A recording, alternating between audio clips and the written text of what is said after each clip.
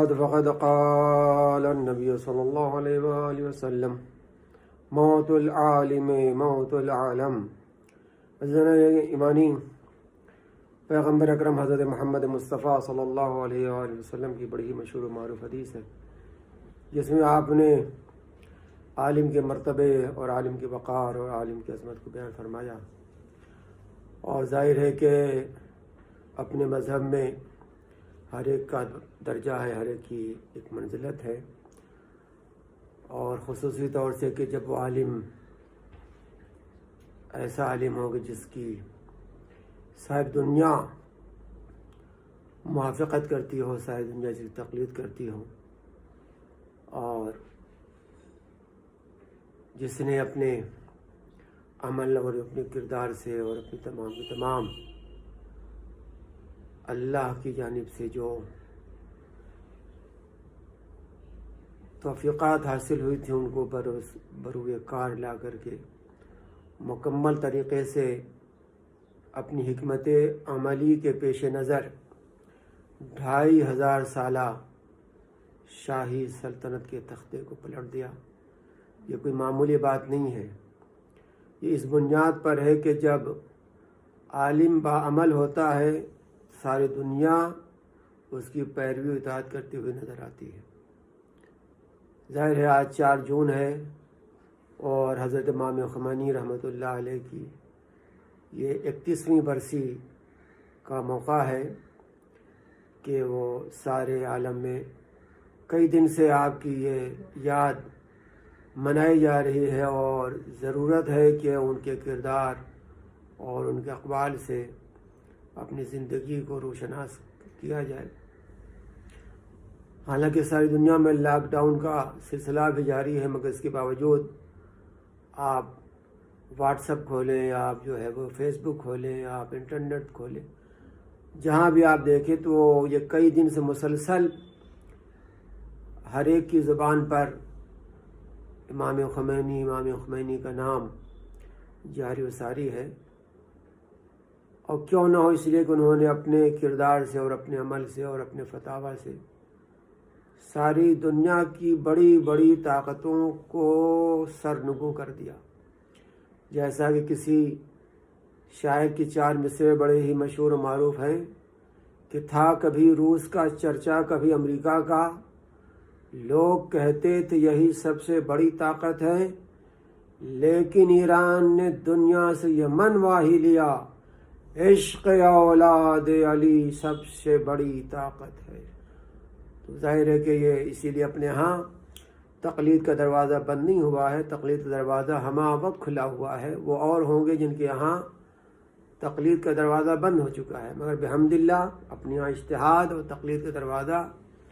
کل بھی کھلا تھا، آج بھی کھلا ہے، اور وہ امام کے ظہور تک انشاءاللہ یہ دروازہ کھلا رہے گا۔ اور جو بھی صحیح اعتبار سے، جیسا کہ معصوم کا فرمان ہے کہ من کان من الفقہاء صائنا لنفسہ حافظا لدینہ مطیعا لامر مولا مخالفا لہوا فللعوام ان یقلدوہ۔ تو یہ شرائط بڑے اہم ترین ہیں، اور حضرت امام خمینی نے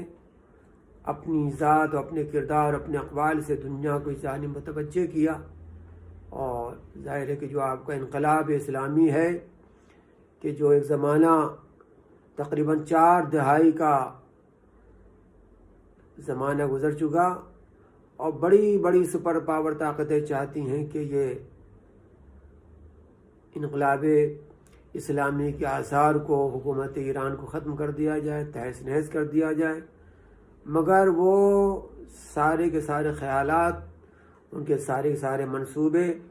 ہمہ وقت خاک میں ملتے ہوئے نظر آتے ہیں، اس لیے کہ یہ کوئی معمولی انسان نہیں تھے بلکہ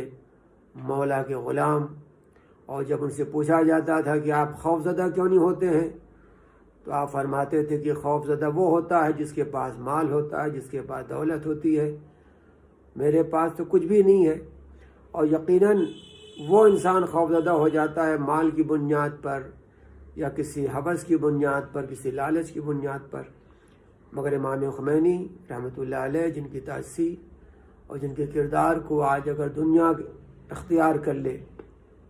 تو یقیناً یہ ہم سب کی زندگی بڑی بہترین زندگی بن سکتی ہے۔ اور ظاہر ہے کہ یوں ہی انقلاب ایران میں نہیں آ گیا، اس کے لیے بڑی قربانیاں دینی پڑی ہیں، اس کے لیے بڑے اہم ترین دور سے اور سخت ترین دور سے لوگوں کو گزرنا پڑا ہے۔ نہ جانے کتنے علماء اور نہ جانے کتنے متدین اور نہ جانے کتنے عالم باعمل کو اپنی قربانی پیش کرنی پڑی ہے۔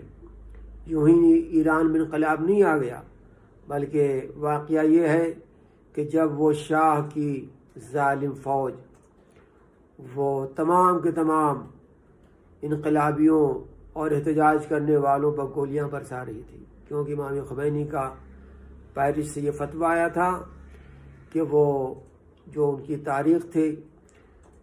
اس کے فلاں تاریخ کو فلاں دن فلاں وقت کسی بھی انسان کا جو ایران کے رہنے والے ہیں، خصوصی طور سے تہران کے، ان کا گھر میں رہنا جائز نہیں ہے، ان کا گھر میں بیٹھنا حرام ہے۔ تو کئی لاکھ افراد احتجاج کرتے ہوئے سڑک پر آ گئے، شاہراہ عام پر آ گئے، اور نتیجہ یہ ہوا کہ شاہ ایران کی سفاک فوجوں نے وہ گولیوں سے لوگوں کو بھوننا شروع کر دیا۔ لیکن کب تک گولیاں چلتی؟ آخر کار یہ ہوا کہ سینے کام آ گئے، گولیاں بیکار ہو گئیں، ایمان کام آ گیا، تقوی کام آ گیا۔ اور یہ بہت ہی اہم ترین وہ نظارہ دنیا نے دیکھا کہ ایران کے ایک پلین سے شاہ ایران فرار اختیار کر رہا تھا، اور اسی وقت امام خمینی پیرس سے ایران میں داخل ہو رہے تھے۔ اور یقیناً یہ اسی وقت انقلاب برپا ہوتا ہے کہ جب کربلا والوں کا عزم ہو، اہل بیت علیہ الصلوۃ والسلام کی محبت حقیقی معنی میں دل میں جاگزی ہو، تبھی جا کر کے یہ انقلاب برپا ہو سکتا ہے، ورنہ یوں صرف زبانی اور لفظی بازیگری ہو سکتی ہے۔ صحیح انقلاب اسی وقت برپا ہو سکتا ہے جب انسان اپنے کردار، اپنے اعمال کو مکمل طریقے سے قرآن اور احادیث معصومین کے ذیل میں سجا لے، اپنے کو نکھار لے، اپنے کو سنوار لے۔